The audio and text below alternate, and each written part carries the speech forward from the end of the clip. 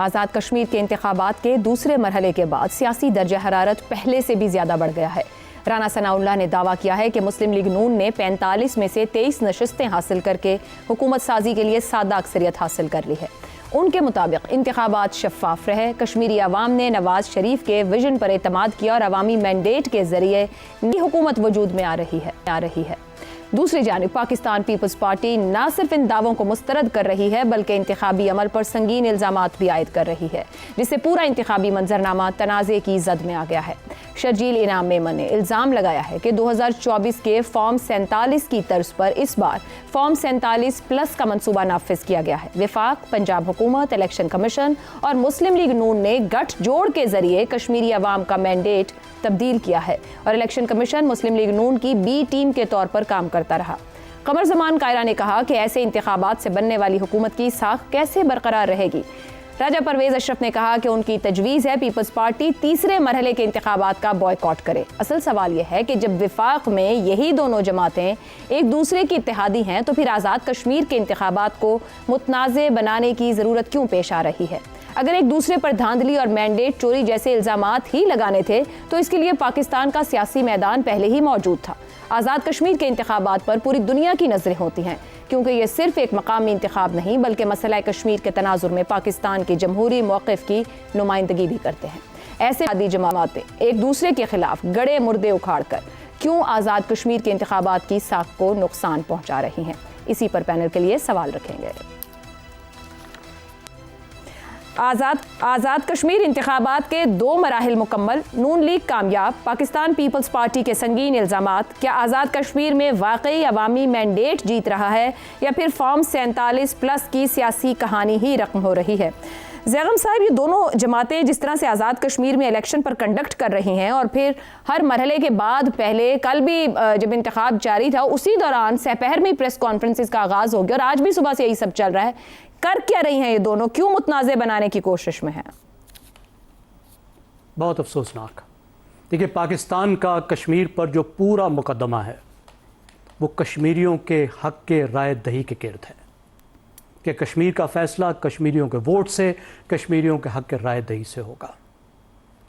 और अगर कश्मीरियों के हक़ के राय दही पर ही सवाल उठने लग जाएं और पाकिस्तान में उठने लग जाएं तो फिर ये कितनी एक संजीदा बात होती है।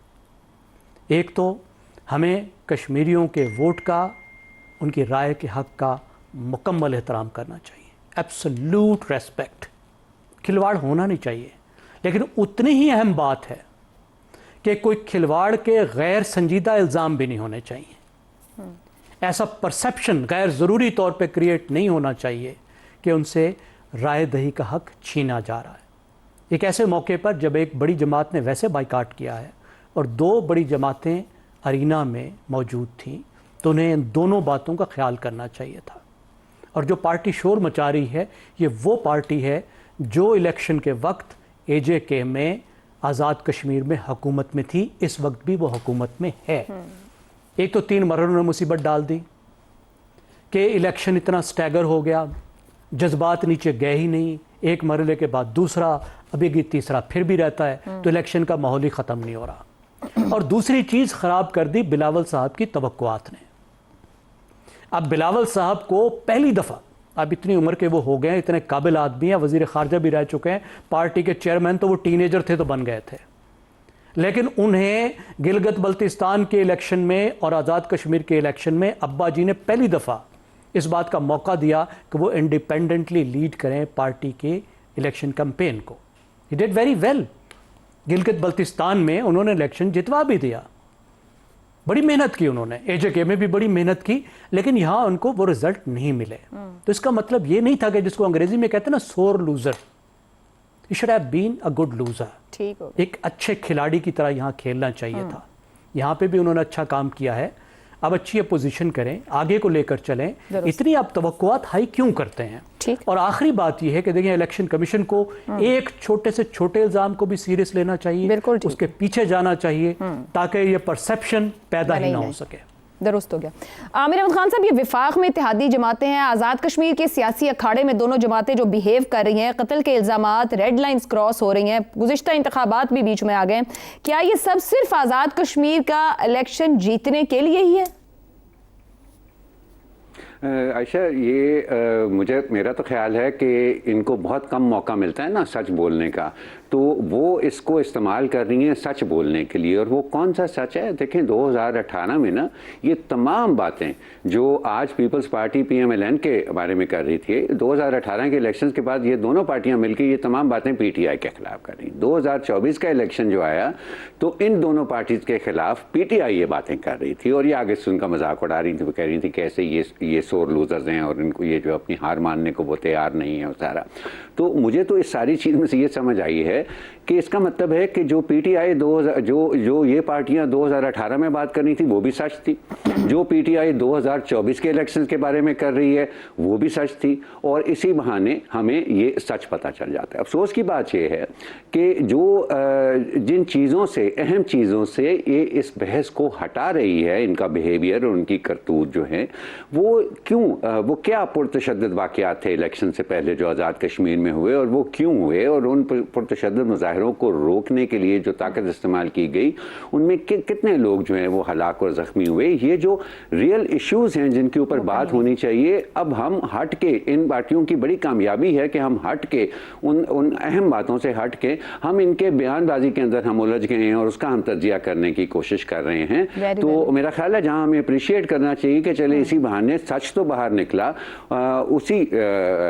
उसके साथ साथ हमें इस पे भी ज़रा नज़र रखनी चाहिए कि ये सारे शोर शराबे का मकसद ये तो नहीं है, इनका ये फेलियर तो नहीं है कि इंसानी जानें जो ज़ाया हुई हैं इस इंतखाबात के अंदर, उससे तवज्जो हटाने की कोशिश है। वैलिड पॉइंट कि शोर शराबे मकसद क्या है, रियल इशू से तवज्जो हटाना तो नहीं। हसन निसार साहब, पीपल्स पार्टी मुस्लिम लीग नून पर संगीन इल्जामात लगा रही है आज़ाद कश्मीर के इलेक्शन में। नून लीग मुतमईन है कि हम सादा अक्सरियत तो हासिल कर चुके हैं और हुकूमत बनाने जा रहे हैं क्योंकि अवामी मैंडेट है। अब वाकई पीपल्स पार्टी के इल्जामात सिर्फ हार के बाद जो इल्जामात हमारे यहाँ लगाए जाते हैं वही हैं या उससे बढ़कर हैं? आयशा, एक पहले मिसरा सुनो, जो रास्ता आम हो जाए वो रास्ता छोड़ देते हैं। मैं थर्ड डायमेंशन ढूंढता हूँ, थर्ड डायमेंशन का आदमी हूँ। अब ये बातें मेरी समझ में नहीं आती जो हर जगह डिस्कस होती हैं और जैसे इंटरप्रेट की जाती हैं। इसलिए इलेक्शन को मारो गोली, इसको छोड़ो। ये ढोंग मुद्दतों से जारी है। यहाँ का हर इलेक्शन फ्रॉड था और है, ये याद रखना।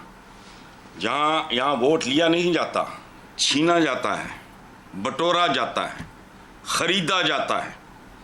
जिस नाम नेहाद वोटर के सर पे चाहे 2 मरले की छत हो, छत अपनी नहीं, पांव तले जमीन अपनी नहीं, उसकी राय भी अपनी नहीं हो सकती। वो खरीदी जाती है, बटोरी जाती है, छीनी जाती है, और अगर होगी तो सुसाइडल होगी। इनको शर्म ही नहीं आ रही। 64 साल हो गए यार, रोटी कपड़ा मकान, आज भी उनको वोट मिलता है। तो मुझे तो नहीं ये वोटर चाहिए। हर इलेक्शन फ्रॉड था, है और रहेगा। जिन्हें 78 साल से बात सुनो, जातों और जरूरतों के मारे हुए लोग, उनकी क्या राय है? जातों, दाद बरादरी की बात कर रहा हूं, जिन्हें 78 साल से सड़क पे चलने की तमीज और तालीम नहीं दी जा सकी, उनकी राय लेने चले हो। एशियन टाइगर बनाएंगे, रोटी कपड़ा मकान। It's more than 6 years doctor Mubashar Hasan के घर में बनी, वो घर भी ढह गया है। वहां शॉपिंग मॉल बन रहा है, मेन बुलेवार्ड गुलबर्ग। ये नारा था जिसने भुट्टो को मकबूलियत दी। लोग मेरे जैसे चवल थे जो चल पड़े। देखने वाले तो चलते हैं कि शायद ख्वाबों को ताबीर मिल जाए, मिली ना मिली तो अलहदा बात, ठीक हो गया। ख्वाब भी अक्लमंद आदमी और तरह देखता है। सर अपने पुराने ख्वाबों को ना कोसे साहब, उस वक्त में ठीक है। छोड़ो आप लोग देखो, मैं हम हकीकत पसंद ज्यादा है। सोचता ही और तरह हूँ। चलें ठीक हो, सोचता ही और तरह हूँ मैं, और तरीके से देख। जमहूरियत, जमहूर, सियासत, सियासतदान, रहनुमा, कभी इन लफ्जों पे तो गौर करो। ये तो वोकैबुलरी, ये तो डिक्शनरी से निकाल देने चाहिए। ये तुमते हैं। ठीक है जी। रज़ा रूमी साहब, ये जो पीपल्स पार्टी एतराज कर रही है और जिस तरह रहनुमा बोले और तीसरे मरहले से बाइकआउट की बात कर रहे हैं, किस तरीके से देख रहे हैं सिचुएशन को?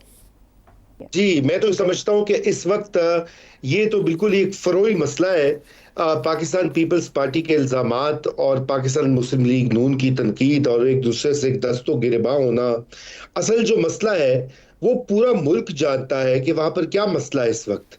इतना शदीद किस्म का एक बहरान है, और आप ये बताइए इन दोनों पार्टियों के पास क्या उसका हल है, या क्या उसका जो मंसूबा है कि जिससे वो ये मामला ठीक कर सकते हैं। अनफॉर्चुनेटली पाकिस्तान पीपल्स पार्टी की वहां पे गवर्नमेंट थी, और अभी वही उसके ऊपर लगे हुए हैं कि जी वो तनकीद कर रहे हैं और इल्जामात आयद कर रहे हैं वगैरह वगैरह। भाई आपने खुद वजीर आजम आपका लगा हुआ था वहां पर, और आपकी उसके हाथ में पूरी गवर्नमेंट थी जिसने कि मिस हैंडल किया है इस सिचुएशन को, और क्यों हुआ और कैसे हुआ। और यही बात पाकिस्तान मुस्लिम लीग नून पर भी साथ दिखाती है कि अगर वहां के लोगों का ये मुतालबा है कि इंतखाबी इस्लाहात की जाए, कुछ पार्लिमानी या आईनी तब्दीलियां लाई जाएं, तो उसमें क्या मज़ायका है, क्या हरज है। कोई आसमानी सहीफा होता है, उसके ऊपर बिल्कुल बातचीत करके एक डायलॉग के जरिए मामला तय किया जाए।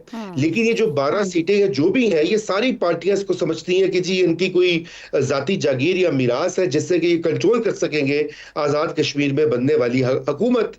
तो ये इसके ऊपर कोई तवज्जो नहीं है। फिर वहां पर जो मैस अनएम्प्लॉयमेंट है, वहां के नौजवान जो बेरोजगार हैं, कोई इंडस्ट्री वहां लगी नहीं।